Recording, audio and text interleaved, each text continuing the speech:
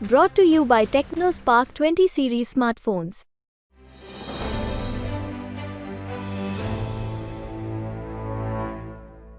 नमस्कार, मैं हूं हेमेंद्र शर्मा और आप देख रहे हैं एमपी राउंड अप। लोकसभा चुनाव के पहले फेज के लिए वोटिंग 19 तारीख को होनी है और मध्य प्रदेश में पहले चरण में 6 सीटों के लिए चुनाव होना है। भारतीय जनता पार्टी की जहां तक बात है, पूरे जोरों शोरों से बीजेपी का प्रचार जो है मध्य प्रदेश में चल रहा है। प्रधानमंत्री नरेंद्र मोदी भी 2 बार मध्य प्रदेश होकर जा चुके हैं। पहले उन्होंने जबलपुर में रोड शो किया, उसके बाद वो बालाघाट भी आए हैं।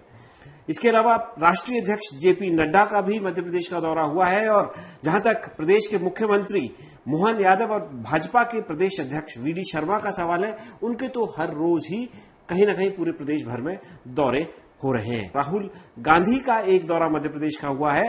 इसके अलावा किसी बड़े नेता का दौरा मध्य प्रदेश में अभी फिलहाल कांग्रेस की तरफ से नहीं हुआ है। और जहां तक इंडिया गठबंधन का सवाल है, उनका एक कैंडिडेट उनको दिया गया था और खजुराहो की सीट जो सपा को अलॉट हुई थी, उसका जो है वो कैंसिल हो गई है, निरस्त हो गई है, पर्चा निरस्त हो गया है। तो एक सीट तो लगभग ये माना ही जा सकता है कि भारतीय जनता पार्टी की झोली में आ ही चुकी है। और बाकी 28 सीटों में क्या हो रहा है, खासकर छिंदवाड़ा में क्या हो रहा है, क्योंकि छिंदवाड़ा जो है 2019 में कांग्रेस पार्टी के पास गई थी। नकुल नाथ, पूर्व मुख्यमंत्री और पूर्व कांग्रेस पार्टी के प्रदेश अध्यक्ष कमलनाथ के बेटे जो हैं वो चुनाव जीत कर गए थे। वहां पर क्या हो रहा है, क्या कांग्रेस पार्टी दमदारी से चुनाव लड़ भी रही है या नहीं, क्या ये एक वॉकओवर तरीके का है जो लोग चर्चा कर रहे हैं। इन तमाम सवालों पर बात करने के लिए हमारे साथ मौजूद हैं senior journalist mister Arun Dixit. Sir, बहुत बहुत स्वागत है आपका। धन्यवाद सर। शुरुआत तो ये जो कैंपेन है, डिफरेंस जो है दोनों पार्टी के कैंपेन में, इसको आप कैसे देखते हैं कि प्रधानमंत्री मोदी, जगत प्रकाश नड्डा आए हैं, मोहन यादव जी के हर रोज दौरे हो रहे हैं, वीडी शर्मा जी का दौरा हो रहा है, मतलब एक हाई पिच कैंपेन बीजेपी का चल रहा है, रैलीज तो कम से कम हो रही है। और दूसरी तरफ कांग्रेस की तरफ से कुछ दिख नहीं रहा है, कोई रैली, राहुल गांधी जी की रैली के अलावा प्रदेश अध्यक्ष क्या कर रहे हैं, बाकी प्रदेश के टॉप लीडर्स क्या कर रहे हैं, उनका कुछ पता नहीं है। दिग्विजय सिंह कन्फाइंड है राजगढ़ की सीट पर, कमलनाथ जो है अपने बेटे की सीट पे चुनाव लड़वाने के लिए कन्फाइंड है, वहां से बाहर नहीं निकल पा रहे। तो कैसे इस मतलब जो दोनों पार्टी का जो कैंपेन है, इसमें जो ये फर्क दिख रहा है, इसको आप कैसे देखते हैं? वो बचपन में हेमंत जी आपने भी कहानी सुनी होगी कछुए और खरगोश की, तो वो तो कहानी थी जो आखिर में कछुआ जीत गया। लेकिन इस वक्त मध्य प्रदेश में बीजेपी और कांग्रेस की स्थिति खरगोश और कछुए जैसी है। अभी छोड़िए, बीजेपी ने बहुत पहले अपना कैंपेन शुरू कर दिया था, कैंडिडेट्स भी उनके बहुत पहले आ गए। कांग्रेस का आखिरी लिस्ट जो है 3 दिन पहले आई है, जो जिसमें मुरैना, छिंदवाड़ा, ग्वालियर और खंडवा 3 सीटें डिक्लेयर की हैं। तो एक चीज बहुत पक्की है कि पहले दिन से ये लग रहा है कि कांग्रेस का केंद्रीय नेतृत्व हो या राज्य का नेतृत्व हो, राज्य में नेतृत्व तो है ही नहीं, अकेले जीतू पटवारी हैं, इसके अलावा कोई नहीं है, कहीं भी किसी भी लेवल पे गंभीरता से नहीं ले रहे हैं। मैंने आपके साथ पहले भी एक बात कही थी कि मध्य प्रदेश, छत्तीसगढ़ और राजस्थान 3 वो राज्य हैं जहां इंडिया गठबंधन का कोई खास महत्व नहीं था। अगर कांग्रेस चाहती तो 65 सीटें जो इन तीनों राज्यों की हैं, इन पर पहले दिन से अपनी तैयारी शुरू करके आगे जा सकती थी। लेकिन हुआ क्या, कमलनाथ को आपाधापी में हटाया और फटाक से जीतू पटवारी आ गए और उसके बाद पीसीसी भंग हो गई। मतलब आप इससे हास्यास्पद क्या होगा कि इस वक्त हाई पिच पर चुनाव है। पहली 6 सीटों के लिए राजनाथ सिंह भी आ चुके हैं, बीजेपी ने पूरी ताकत झोंकी हुई है और मध्य प्रदेश में कांग्रेस कमेटी के दफ्तर में पुताई चल रही है। अच्छा, कहां कोई किसी तरह का कोई कोऑर्डिनेशन नहीं, कोई वो नहीं है। सबसे बड़ी बात यह है कि कछुए की दौड़ से, कछुए की गति से भी कांग्रेस ठीक से नहीं चल पा रही है और जिस आदमी को प्रदेश अध्यक्ष बनाया है वो लोगों को उसे कोऑर्डिनेट ही नहीं कर पा रहा, उसे समझ में नहीं आ रहा है कि रोज सुबह उठता है तो जैसा कि बीजेपी क्लेम कर रही है कि लाखों लोग चले गए, मान लीजिए बिंदी हटा दो, 1 2 शून्य हटा दो, गए लोग तो जा तो रहे हैं, तो दिखाने के लिए उनके पास एक बड़ी मीडिया टीम है, उनकी अपनी और दूसरी जो चैनल जो उनके लिए काम कर रहे हैं, तो दिन भर आप देखो तो गए हो रहा है। और कांग्रेस में अपने, मतलब आप सोचिए जो कल राहुल गांधी की का दौरा हुआ। मैं इसी पे आने वाला था सर कि आप कह रहे हैं पुताई चल रही है, लेकिन मंडला में राहुल गांधी का दौरा है और एक दिन पहले जो है बीजेपी के कैंडिडेट के होर्डिंग में फोटो लग रहे हैं। मैं वही कह रहा हूं कि मंच पर होर्डिंग लगा है, उसमें फग्गन सिंह कुलस्ते का है। तो इससे ज्यादा शर्मनाक और क्या होगा कि कोई किसी को पता ही नहीं है, और कुलस्ते कोई अनजाना नाम नहीं है। वो तो हम 3 दशक से उन्हें देख रहे हैं, बड़ा आदिवासी नेता है, क्या केंद्र हो में सकता है उसके पीछे कारण सर, क्या कैसे देख रहे हैं आप इसको? मुझे ऐसा लगता है कि कांग्रेस का जो केंद्रीय नेतृत्व है उसने खुद को पीछे कर लिया है। राहुल गांधी को ऐसा लग रहा है कि उनके नाम पे, उनके बाप दादे के नाम पर कांग्रेस के नेता ऐश कर रहे हैं, तो खत्म कर दो। क्योंकि एक और चीज देखिए आप, कांग्रेस का जो मैनिफेस्टो आया है उसमें जो बातें हैं, तो सामान्य युवा बहुत दुखी है। जो उम्मीद कर रहे थे, राहुल गांधी हर जगह जातिगत जनगणना, आरक्षण और इसी की बात कर रहे हैं, और उन्होंने कहा है कि हम आरक्षण बढ़ाएंगे। तो जब ये चीजें होंगी तो राहुल से क्या उम्मीद की जाए? भाई आरक्षण अपनी जगह है, लेकिन आप पूरे कैंपेन में, न्याय यात्रा में तुम्हारी जात क्या है, तुम क्या हो, तुम 12% हो, तुम 15% हो। तो कांग्रेस, वो कांग्रेस जिसका जब इंदिरा गांधी चुनाव हारी थी और दोबारा चुनाव लड़ रही थी तो उनका नारा था जात पर ना पात पर, इंदिरा जी की बात पर, मोहर लगेगी हाथ पर, ये एक नारा था।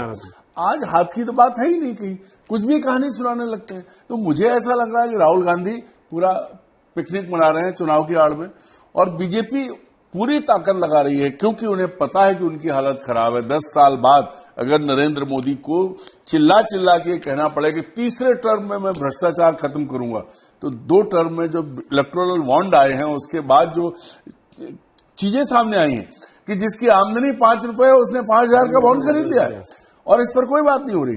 कांग्रेस इस पर ठीक से सवाल भी नहीं उठा पा रही है। सबसे अहम बात है कि जो जयराम रमेश का बयान आया, जो नेता गए कि वह अयोग्य थे, उनको उससे ज्यादा दे दिया गया, तो इसका मतलब क्या है कि कांग्रेस में अब तक जो लोग आगे थे, क्या कमलनाथ अयोग्य थे जिनको पद से आपने हटाया? क्या दिग्विजय सिंह अयोग्य हैं जिन्होंने कांग्रेस को, आज भी दिग्विजय सिंह के नाम से मध्य प्रदेश में कांग्रेस जानी जा रही है? और ये भी मान लीजिए कि जो पहले दौर में चाहे छिंदवाड़ा हो और उधर राजगढ़ हो, 77 साल के दिग्विजय सिंह 30 साल बाद में, 30 साल पहले मध्य प्रदेश आया था, तब इन्हीं दिनों में, मार्च का महीने में, अप्रैल आ गया, वो लड़ रहे थे चुनाव चांचौड़ा से विधानसभा का, और उनके भाई राजगढ़ से लोकसभा का चुनाव लड़ रहे थे। और तब बीजेपी जिस तरह से, आज कांग्रेस है ऐसे बीजेपी, चूंकि सरकार गिरी थी उनकी मंदिर के बाद भी, मंदिर के नाम पर वो वापस नहीं लौटे थे, तो आज कमोबेश वही स्थिति है। पर लेकिन उस समय सर, क्या अगर कंपैरिजन करो आप ऑर्गेनाइजेशन के लिहाज से, क्या कांग्रेस पार्टी का जो ऑर्गेनाइजेशनल स्ट्रक्चर था या जो उनका संगठन था, उसके आज के संगठन से अगर तुलना की जाए तो कितना मजबूत या कितना कमजोर था? बड़ा शून्य है, एक भी नहीं। मतलब उस वक्त दिग्विजय सिंह चीफ मिनिस्टर थे और प्रदेश कांग्रेस के अध्यक्ष भी थे, और सब कुछ मतलब इतनी ताकत से, क्योंकि उस वक्त बीजेपी को हराना, बीजेपी को की सरकार गिराई गई थी, मंदिर बाबरी मस्जिद ढांचा गिराए जाने के बाद सरकारें बर्खास्त हुई थी, उत्तर प्रदेश, मध्य प्रदेश, राजस्थान की, हिमाचल की भी। तो हिमाचल में तो जीत गए थे, लेकिन बाकी जगह शायद राजस्थान भी जीते थे, उत्तर प्रदेश और मध्य प्रदेश में हार गए थे। हालांकि कोर्ट में पटवा साहब चुनाव ये केस जीत गए थे बाद में। वो तो, लेकिन तब तक तो समय निकल गया था। तो उसके बाद भी मतलब मध्य प्रदेश आज जिस हिंदू ज्वार पर है, तब भी उन्होंने वही कोशिश की थी। तब भी आज जिस पे सर्वे हो रहा है, कमाल मौलाना मस्जिद जो है, या भोजशाला जिसको कहते हैं, ये सारी चीजें तब भी थी। और तब पहली बार दिग्विजय सिंह ने कहा था कि आरएसएस के लोग बम बनाते हैं।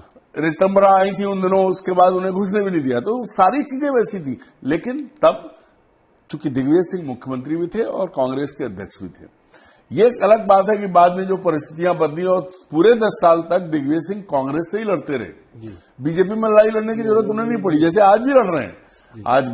आज तो सबसे बड़ी समस्या ये है कि चाहे आपने कहा कि कमलनाथ अकेले, कमलनाथ के साथ है कौन? बीजेपी। अच्छा सर, एक मैं दूसरे तरीके से ये सवाल फ्रेम करता हूं। ये मैं जानना चाहता हूं कि अगर आप किसी सीट पर सबसे अधिक पोटेंशियल अभी देख रहे हैं कि कांग्रेस पार्टी का कोई स्कोप बन रहा है, हालांकि बीजेपी कह रही है 29-0 से हम जीतेंगे, तो वो कौन सी 1 या 2 या 3 सीटें हैं जिसमें आपको लगता है कि यहां पे फाइट हो सकती है? देखिए, अगर कुछ होगा, पहली 2 सीटें अगर हम कहें तो राजगढ़ और छिंदवाड़ा है। तो फिर वही 77 साल और 75 साल के, वही आप वही समझिए, युवा लीडरशिप का क्या मतलब हुआ? नहीं, अब युवा लीडरशिप का मतलब यही तो मैं कह रहा हूं कि आप ये देखिए कि आपने ग्वालियर का, मुरैना का, उनके कैंडिडेट कब के घोषित हो और आप नहीं कर पाए।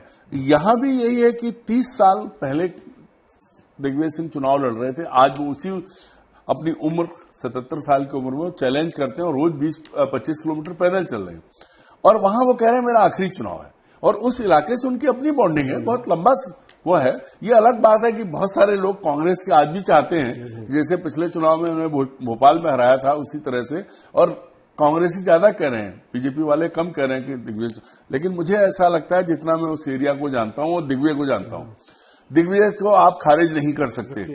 ठीक वैसी स्थिति आज कमलनाथ के साथ हो रही। उनके आसपास के लोग बीजेपी में चले गए, या माना यह जा रहा है कि लगातार गालियां दे रहे हैं, कुछ बोल रहे हैं। तो अब जो आम जनता है, जो 1980 से कमलनाथ को चुन रही है, उसके मन में, चूंकि मैंने लोगों से बात की, आज भी मैं एक पत्रकार से बात कर रहा था, बोले भाई साहब अब ऐसा लगता है कि लोगों को बुरा लग रहा है, जैसे रोज घेर घेर के लोग जा रहे हैं। वो लोग जिनकी हैसियत, जिनकी पहचान कमलनाथ की वजह से, अगर वो जाके कमलनाथ के खिलाफ खड़े होकर बोल रहे हैं तो लोगों को बुरा लग रहा है। तो इतना आसान नहीं है। अगर पहली 2 सीटें जिन पर ये माना जाए कि आगे हो सकते हैं, तो पहली छिंदवाड़ा और राजगढ़ ही मेरी नजर में। इसके अलावा सतना, मंडला, ये 2 सीटें वो हैं। आप धार में भी ऐसी स्थिति है, और होशंगाबाद भी ब्लैक हॉर्स है। नहीं, लेकिन सर ये ब्लैक हॉर्स है, कॉन्टेस्ट हो सकता है, जैसे सतना में ट्रायंगुलर कॉन्टेस्ट हो सकता है, वहां पे बीएसपी का भी उम्मीदवार स्ट्रांग है। लेकिन क्या आपको लग रहा है कि कांग्रेस पार्टी दमदारी से इन सीटों पर चुनाव लड़ रही है? देखिए, कांग्रेस के लोग जो कैंडिडेट्स हैं, जैसे मैंने बात कही तो ओंकार मरकाम मंडला में जी युवा है, आदिवासी है, और फग्गन सिंह कुलस्ते की तुलना में उसका व्यवहार अच्छा है। अभी हराया है उन्होंने, हाँ, विधानसभा में उनको। हाँ, तो वो वहां लड़ रहा है। गणेश सिंह सतना में अभी गणेश सिंह सतना में हारे। और दूसरी बड़ी चीज जो है कि जिनको विधानसभा में जिसने हराया, वो लड़का उस जो कुशवाहा, सिद्धार्थ कुशवाहा है, उसके फादर ने अर्जुन सिंह को 96 में हराया था। और आज वहां जो सबसे मजेदार चीज है, ट्रायंगल जो बना है, कि वो गणेश सिंह जिन्होंने 2014 का चुनाव अजय सिंह को हरवा दिया था लोकसभा का, वो गणेश सिंह अब समाजवादी और बहुजन समाज पार्टी के टिकट पे चुनाव लड़ रहे हैं, और 17 में ब्राह्मण बहुल सीट है। गणेश सिंह नहीं, सॉरी, नारायण त्रिपाठी, सॉरी मैं गलत नाम ले गया। गणेश सिंह का मुकाबला करने के लिए नारायण त्रिपाठी बीजेपी छोड़ के, उन्होंने विधानसभा में अपनी पार्टी बनाई थी, कुछ फायदा नहीं हुआ, तो अब वो बीएसपी में गए हैं, और बीएसपी का टिकट लाके और पूरी ताकत से लगे हुए हैं। नारायण त्रिपाठी इंडिविजुअली दमदार है। तो वहां कौन जीतेगा? लेकिन खतरे में बीजेपी है, क्योंकि कांग्रेस को आप, अब ठीक इसी तरह से मंडला में फग्गन सिंह कुलस्ते, भले ही उनका फोटो कांग्रेस लगा रही हो, लेकिन इस जमीनी स्तर पर ओंकार मरकाम की पहचान एक युवा और जुझारू नेता की बनी है। तो यहाँ तो है वो एआईसीसी के। हाँ, और एक और आप देखिए, सीधी की सीट भी मजेदार है। सीधी में रीति पाठक सांसद थी, उनको विधानसभा में लाए, वो जीती, पर उन्हें ना तो मंत्री बनाया ना कोई, वो अब सांसद से विधायक बन गई। वहां इन्होंने जिन सज्जन को टिकट दिया है, उन्होंने एक चिट्ठी जारी हुई थी, वास्तविकता कौन जाने, कि उन्होंने बीजेपी छोड़ दी थी। तो वो मिश्रा जी जो चुनाव लड़ रहे हैं बीजेपी के टिकट पे, उनका पहला मुकाबला कमलेश्वर पटेल से है। कमलेश्वर पटेल के फादर उस इलाके के रहे, और कुर्मी वहां बड़ी मात्रा में। अजय सिंह सच में उनका साथ दे रहे हैं, जो अजय सिंह के साथ किया गया था वो अजय सिंह नहीं कर रहे हैं। लेकिन इसमें ट्रायंगल बना है, अजय प्रताप सिंह बीजेपी के राज्यसभा सदस्य, जिनका कार्यकाल अभी पूरा हुआ, वो लोकसभा चुनाव लड़ना चाहते हैं, तो वो भी बीएसपी के टिकट पे वहां से चुनाव लड़ रहे हैं। तो ये जो चीजें हैं, इनमें बीजेपी कुछ भी करे, क्योंकि जो परिस्थितियां हैं वहां ये आपको मानना पड़ेगा कि 4-5 सीटों पे घपला है। ये 29 का आंकड़ा, भाई अभी जैसे कल एक भाजपा नेता कह रहे थे कि अगर मोदी जी ने कह दिया 400 पार, तो दुनिया कुछ भी करे आएगी, ईवीएम माता हमारा काम साथ देंगी। डंके की चोट पे न्यू मार्केट में खड़े होकर वो कह रहे थे। तो अगर ईवीएम के भरोसे हैं, तब तो फिर 543 भी जीतने में कोई नहीं होगी। अन्यथा ये जो क्लीन स्वीप या 29 को 29 जीतने का सपना बीजेपी का मुझे तो पूरा होता नहीं दिख रहा है। सर, ये ईवीएम का चक्कर है या कोई और चक्कर है? जैसे आप देखिए, खजुराहो में जो इंडिया अलायंस का कैंडिडेट है, उसका पर्चा ही निरस्त हो गया। हम ऐसे इस तरह का ऐसे आप याद करिए कि सुषमा स्वराज के समय राजकुमार पटेल का भी हुआ था, तो उनको भी पर्चा भरना नहीं आता था। अब नहीं, जबकि वो मंत्री रहे थे। तो ये भी मतलब मीरा यादव जिनको टिकट दिया गया, दीप नारायण यादव की पत्नी, भाई जो कलेक्टर का जो वो निकला है, जो पत्र आया सामने, उसने कहा कि हमने जब इन्होंने नामांकन फाइल किया तो ये चीजें इन्हें बताई थी और इन्होंने कहा मैं मीडिया से बात करके आती हूं, उसके बाद नहीं लौटी। तो जो जिस तरह की चीज आई, एक चीज और आपने नोटिस नहीं की, उस सीट पर मीरा यादव का नामांकन निरस्त होने को बीजेपी के नेताओं ने यादव गठजोड़ की तरह लिया है। बोले यादव के साथ यादव, मतलब यह है कि कहीं दाल में काला है। बिल्कुल। पहले तो मुझे यह समझ में नहीं आया कि लोकसभा की सीट कांग्रेस ने समाजवादी पार्टी को क्यों दी, जिस समाजवादी पार्टी के पास कैंडिडेट नहीं था। पहले उन्होंने भोपाल के किसी डॉक्टर यादव को टिकट दिया, फिर उठा के मीरा यादव जो एक बार एमएलए रही है, जो झांसी जिले की हैं, उनके पति भी एमएलए रहे हैं, सुना है अभी किसी मामले में जेल में थे, अभी छूट के आए हैं। तो ये 2 दिन की उस पर मीरा यादव विधायक रही तो उनके पति भी विधायक रहे। इतना तो नहीं हो सकता कि बिल्कुल अनपढ़ हो, कि पर्चा भरना नहीं आता हो, और वो गलतियां की जो बता रहे हैं। तो दाल में कुछ काला है, क्योंकि पहले दिन जब नाम आया था कि ये खजुराहो जो है समाजवादी पार्टी को दी गई है, तब बीजेपी के लोगों ने कहा था कि ये तो इतिहास बनाएगी। तो मुझे ऐसा लगता है कि जिस तरह आज घेर के चारों तरफ से बीजेपी के लोग कांग्रेसियों को और अपने बाड़े में ले जा रहे हैं, कहीं ना कहीं इसमें भी कोई ना कोई भूमिका है। अगर वास्तविकता गंभीरता से, चूंकि अब कोई जांच तो करेगा नहीं, वो अखिलेश यादव को फुर्सत नहीं है और कांग्रेस को होश नहीं है, पर ये सामान्य बात नहीं है। ऐसा नहीं है कि अनजाने में हुआ है। ये जितनी चीजें, जो कलेक्टर की चिट्ठी है जिसको आज तक कंट्राडिक्ट नहीं किया गया, इसका मतलब यह है कि जानबूझ के हुआ है। फाइनल क्वेश्चन सर, अब इसको अंत कर देते हैं कार्यक्रम को। गुना की बात नहीं हुई, गुना के कॉन्टेस्ट को आप कैसे देख रहे हैं? वहां पे पहले अरुण यादव चुनाव लड़ना चाहते थे, वो लड़ेंगे नहीं लड़ेंगे, कांग्रेस ने काफी लेट की, लेकिन फिर एक यादव को ही चुनाव मैदान में उतारा। वहां यादव संख्या भी काफी है, माइनॉरिटी की भी स्ट्रेंथ है, और ज्योतिरादित्य सिंधिया पिछला चुनाव हार भी गए थे, लेकिन अभी फिलहाल भारतीय जनता पार्टी की तरफ से कैंडिडेट है, केंद्रीय मंत्री भी है। कैसा कॉन्टेस्ट देख रहे हैं आप? देखिए, जो पिछला 2019 का चुनाव था, तब आप याद करें पूर्व राष्ट्रीय उपाध्यक्ष और पूर्व प्रदेश अध्यक्ष प्रभात झा ने चैलेंज किया था सिंधिया को हराने का, और पूरी ताकत, मतलब जयभान सिंह पवैया और प्रभात झा, इन लोगों ने घिरने की कोशिश जिस तरह से की, पहले से शिवराज सिंह ने शहरिया आदिवासियों क्या क्या तमाम सुविधाएं घोषित की थी, सब कुछ सिर्फ और सिर्फ ज्योतिरादित्य सिंधिया को ट्रैप करने के लिए। और कैंडिडेट कौन चुना था? केपी सिंह, कृष्णपाल सिंह यादव। तो वो कृष्णपाल सिंह यादव जो सिंधिया के स्टाफ या उनके प्रतिनिधि होते थे, वो उनके सामने आए, बीजेपी उनके पीछे खड़ी हो गई पूरी ताकत के साथ, और वो इतिहास बना गए।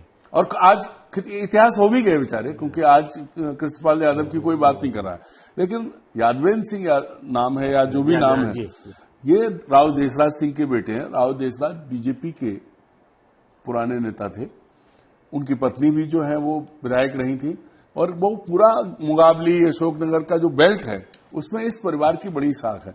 अब सवाल यह है कि अगर कांग्रेस ही ठीक से नहीं खड़ी हो पा रही है, तो अपने बूते पे, अपने दम पे, इतना दम तो है कि वो सिंधिया को तगड़ी टक्कर देंगे, लेकिन केपी सिंह जैसे उलटफेर कर लेंगे, उसके लिए जो ताकत चाहिए वो अभी नहीं दिख रही है कांग्रेस पार्टी के वो नहीं दिख रही है। तो बहुत सारी सीटें ऐसी हैं जहां पर कांग्रेस पार्टी की ताकत नहीं दिख रही है। हालांकि जमीनी स्तर पर यह जरूर लग रहा है कि यदि कांग्रेस पार्टी ताकत से चुनाव लड़े तो जरूर कहीं ना कहीं इसको एक कॉन्टेस्ट में कन्वर्ट कर सकती है। भारतीय जनता पार्टी जरूर कह रही है कि वो इस बार 29 की 29 सीटें जीतकर प्रधानमंत्री नरेंद्र मोदी की झोली में डालेंगे या उनकी फूलमाला में लगाएंगे, लेकिन ऐसा संभव होगा या नहीं ये तो चुनाव के जब नतीजे आएंगे तभी पता चलेगा। लेकिन एमपी राउंड अप में फिलहाल इतना ही। कल फिर मुलाकात होगी, तब तक के लिए थैंक यू, गुड बाय।